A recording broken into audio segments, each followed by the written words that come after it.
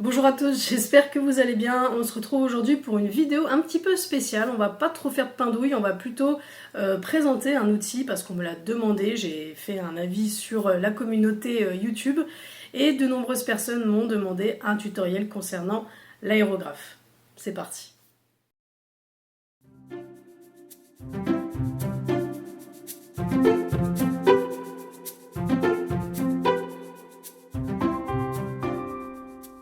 Le but de cette vidéo est également un petit peu de vous expliquer comment moi j'utilise l'aérographe. C'est encore une fois des conseils à titre personnel. Il y a plein de choses que je vais citer qui ne sont pas du tout de moi. Je n'ai rien inventé. C'est simplement, voilà, je voulais vous faire une petite vidéo parce que je sais qu'il y a beaucoup de personnes qui commencent l'aérographe, qui ont un petit peu peur de cet outil, alors que finalement c'est un outil tout simplement fabuleux quand on sait l'utiliser correctement.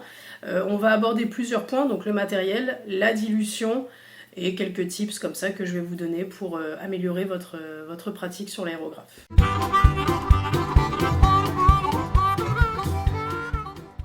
La première chose qu'il faut arriver à voir, c'est votre budget. Quand vous débutez sur la peinture de figurines, vous n'avez pas forcément envie d'acheter un Infinity à 200 €. Il y en a qui le font et c'est leur choix encore une fois. Mais pour moi, il n'est pas nécessaire d'avoir un aérographe haut de gamme pour pouvoir faire de la belle qualité de peinture. Moi, personnellement, j'ai choisi le TimberTech d'Amazon. Donc vous avez la cuve, on va en reparler juste après, et vous avez dans le coffret 3 aiguilles avec 3 bulles différentes, donc de 0,2, 0,3, 0,5. Vous pouvez faire du décor, du détail et de la couche de base classique dans ce coffret.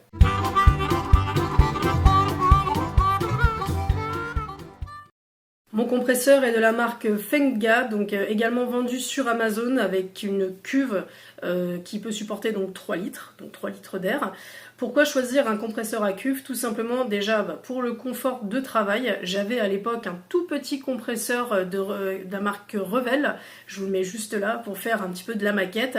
Le problème c'est que vu que j'ai un usage intensif de la peinture, tout simplement le compresseur chauffait et je l'ai tué au bout d'un an. Avoir un compresseur à cuve va vous permettre aussi d'avoir toujours une pression entre guillemets stable, dans la mesure où vous pouvez régler le débit d'air, la pression, etc. Ce qui est plutôt intéressant, puisqu'on va le voir un peu plus tard. Quand on veut faire des parties avec un peu plus de détails, on va pouvoir baisser la pression. Voilà, quand on fait de la couche de base, on va augmenter un peu la pression, etc. Voilà. Donc, et ça, vous ne l'avez pas sur les autres aérographes. Vous pouvez toujours régler la pression, mais c'est beaucoup plus pratique. Je ne sais pas comment l'expliquer, vous m'excuserez, mais c'est toujours plus pratique en somme d'avoir une cuve à air, tout simplement. Il est évident que la cuve est vendue à part, mais ça je pense que vous l'avez compris. Et donc en total de matériel, j'en ai eu pour 100 €, ce qui est vraiment pas déconnant pour débuter. Après, si vous n'avez pas ce budget-là, et chose que je peux comprendre, vous pouvez commencer avec un plus petit matériel, avec un aérographe, une aiguille, mais voilà, quitte à investir, autant investir dans quelque chose qui peut vous permettre de faire plusieurs choses.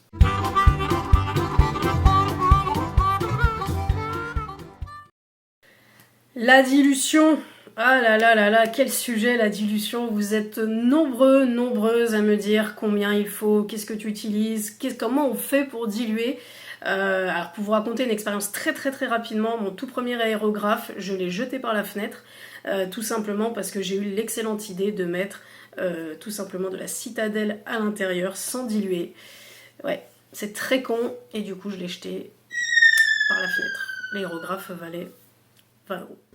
Plus sérieusement, la dilution est vraiment la base de l'aérographe. Si vous diluez mal votre peinture, vous allez avoir plein d'effets. On va en parler de toute façon, je vais vous montrer quelques exemples. Encore une fois, il y a vraiment plusieurs écoles. Moi, je suis plutôt de l'école des matières qui ne coûtent pas cher, tout simplement. Encore une fois, ça c'est une technique qui ne vient pas de moi, je ne l'ai pas inventée. J'ai regardé plusieurs vidéos et j'ai essayé, ça a marché. Beaucoup de personnes utilisent ce type de diluant qui est très bien, je ne critique pas encore une fois. L'idée c'est de vraiment vous conseiller des produits pas chers afin que vous puissiez tout simplement faire votre dilution tranquillement. Pour ma part, j'utilise de l'eau déminéralisée, du lave-vitre bleu, pas n'importe quel lave-vitre, bio, écolo, tout ça machin, parce que ça, pour moi ça n'a pas fonctionné. Même si votre lave-vitre est bleu, il n'y aura aucune conséquence sur la couleur de la peinture, puisqu'on me l'a posé comme question, on m'a dit Si je mets de l'eau déminéralisée et du lave-vitre, est-ce que mon bleu va se transformer en n'importe quelle couleur? Donc il n'y a aucune incidence. Au niveau du séchage, pareil, ça n'a pas vraiment d'incidence au niveau de la peinture. Et j'utilise également ce produit pour nettoyer mon aérographe, pour diluer mes peintures. C'est un produit 3 en 1 que je vous conseille en tout cas pour tout simplement pour diluer vos peintures.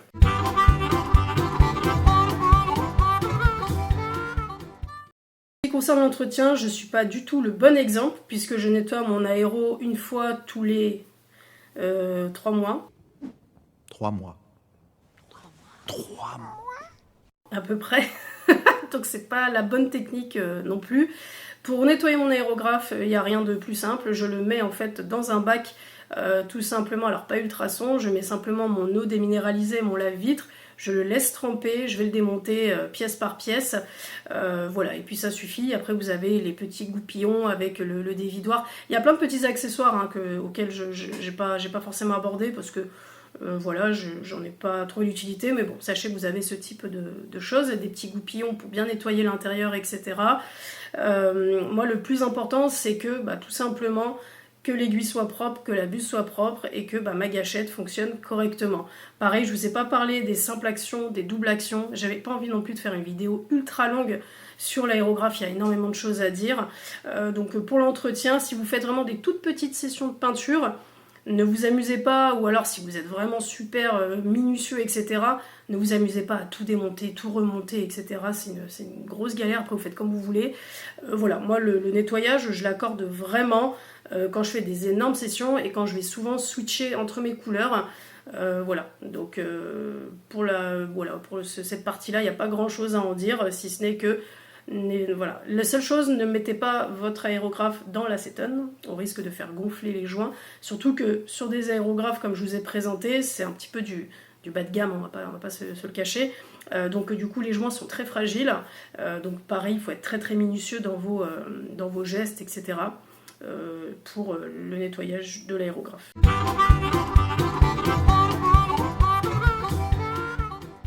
La conclusion de cette vidéo sera donc celle-ci. Si vous souhaitez vraiment voir comment on utilise l'aérographe, sachez, et si vous êtes chaud, moi ça me va, j'aimerais vous organiser un live en direct pour vous montrer vraiment step by step comment je vais faire l'utilisation de l'aérographe, parce que je trouve que c'est plus pratique de vous montrer vraiment en live. Déjà je peux répondre à vos questions si vous en avez, et puis ça permet de vous montrer sans faire des cuts, sans machin, etc. Donc un live est prévu pour la démonstration de l'aérographe. Si ça vous intéresse, si vous êtes chaud patate pour faire un live, mettez-moi en commentaire, je suis chaud patate, et je saurai du coup que pour la prochaine vidéo, on se fera un live tous ensemble si vous êtes dispo. Comme ça, je vous montrerai mes techniques et on s'essaiera de faire de la peinture sur figurine avec l'aérographe.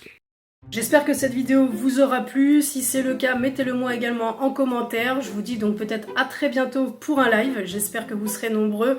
Pour l'heure, je vous souhaite une très très bonne journée. On se retrouve très très vite pour des nouvelles peintures. Ciao!